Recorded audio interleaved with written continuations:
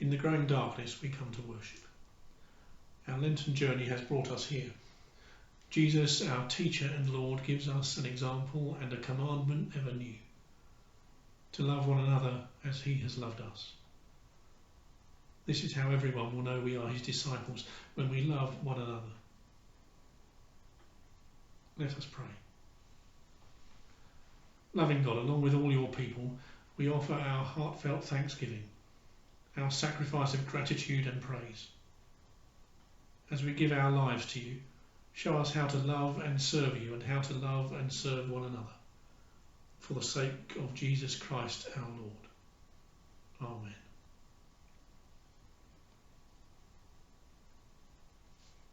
Now, when evening came, Jesus was reclining at the table with the 12 disciples. As they were eating, he said, "Truly I say to you that one of you will betray me." Being deeply grieved, they each one began to say to him, "Surely not I, Lord." And he answered, "He who dipped his hand with the bowl is the one who will betray me. The Son of Man is to go, just as is written of him. But woe to that man by whom the Son of Man is betrayed. It would have been better for that man if he had not been born." And Judas, who was betraying him, said, "Surely it is not I, Rabbi." Jesus said to him, "You have said it yourself."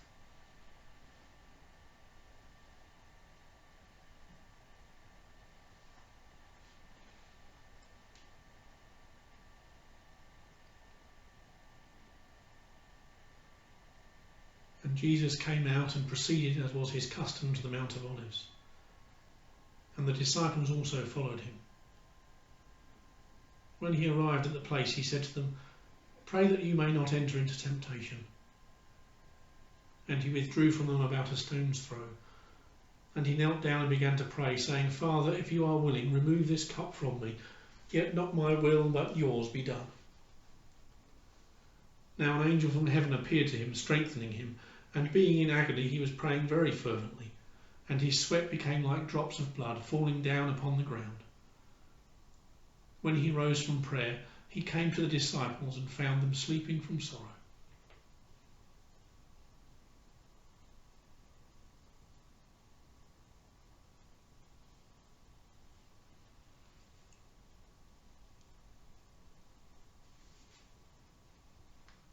And Jesus came and found the disciples sleeping, and said to Peter, "Simon, are you asleep? Could you not keep watch for 1 hour? Keep watching and praying that you may not come into temptation. The spirit is willing, but the flesh is weak." Again he went away and prayed, saying the same words. And again he came and found them sleeping, for their eyes were very heavy, and they did not know what to answer him. And he came the 3rd time and said to them, "Are you still sleeping and resting? It is enough. The hour has come. Behold, the Son of Man is being betrayed into the hands of sinners. Get up. Let us be going. Behold, the one who betrays me is at hand."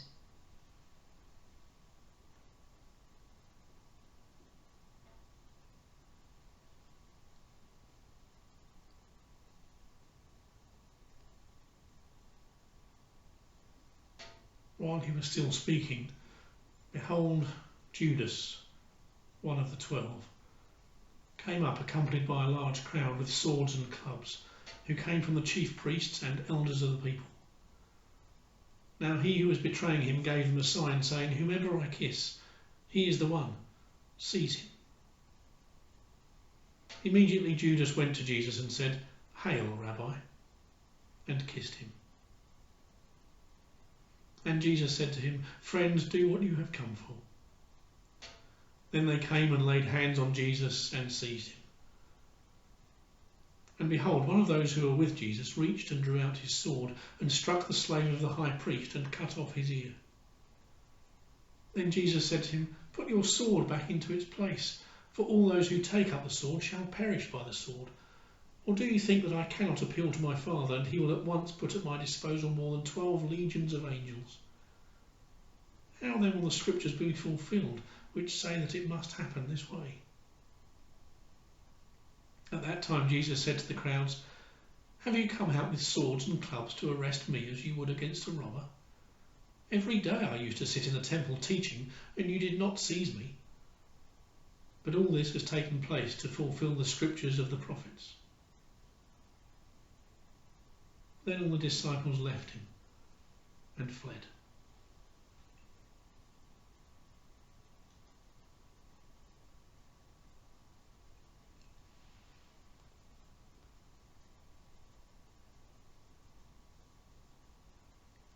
They led Jesus away to the high priest, and all the chief priests and the elders and the scribes gathered together.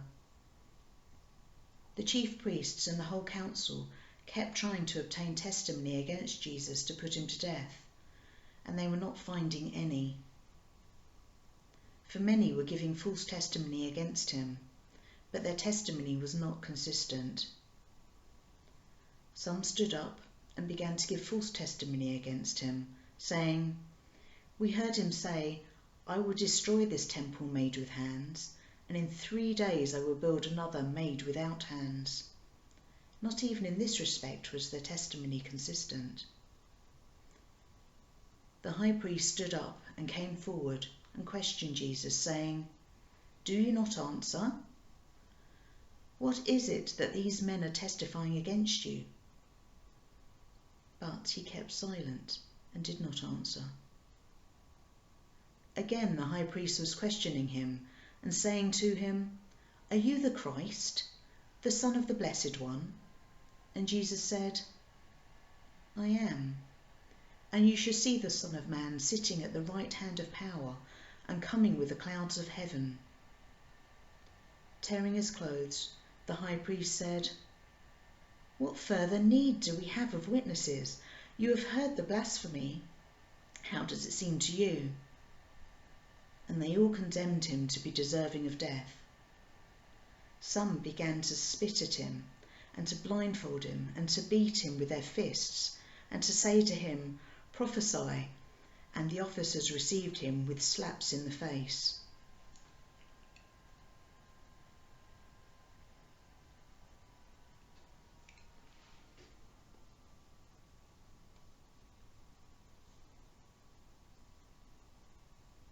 Then the whole body of them got up and brought him before Pilate.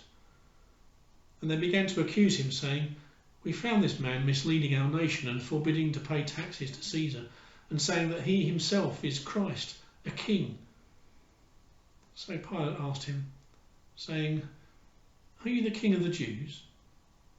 And he answered him and said, "It is as you say."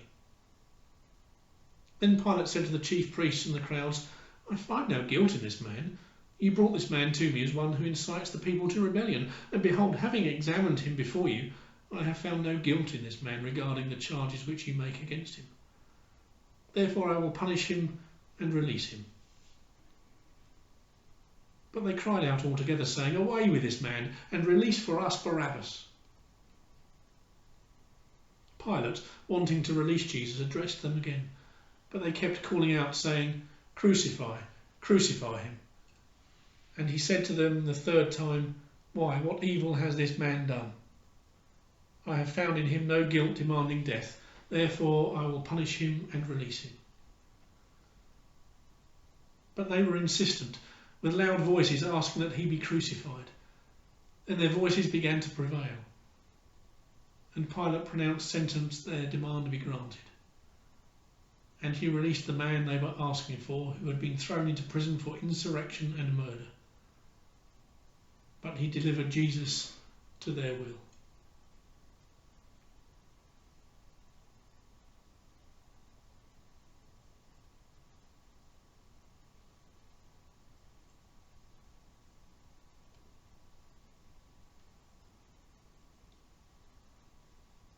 The soldiers took him away into the palace, and they called together the whole Roman cohort. They dressed him up in purple, and after twisting a crown of thorns, they put it on him and they began to acclaim him, "Hail, King of the Jews!" They kept beating his head with a reed and spitting on him, and kneeling and bowing before him. After they had mocked him, they took the purple robe off him and put his own garments on him, and they led him out to crucify him.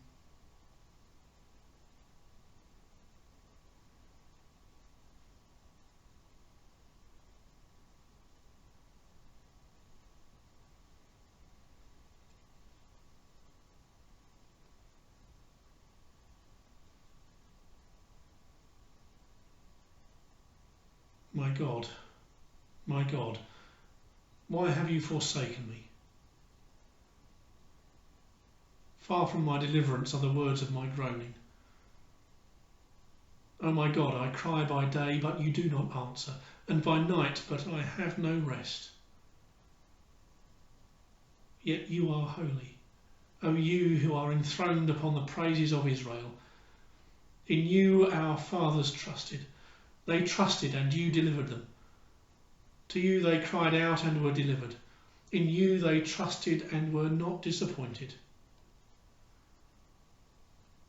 But I am a worm and not a man, a reproach of men and despised by the people. All who see me sneer at me.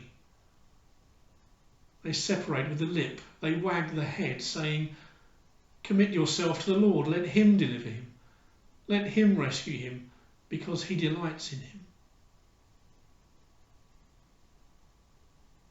Yet you are he who brought me forth from the womb. You made me trust when upon my mother's breasts. Upon you I was cast from birth. You have been my God from my mother's womb. Be not far from me, for trouble is near, for there is none to help. Many bulls have surrounded me, strong bulls of Bashan have encircled me. They open wide their mouth at me as a ravening and roaring lion. I am poured out like water, and all my bones are out of joint.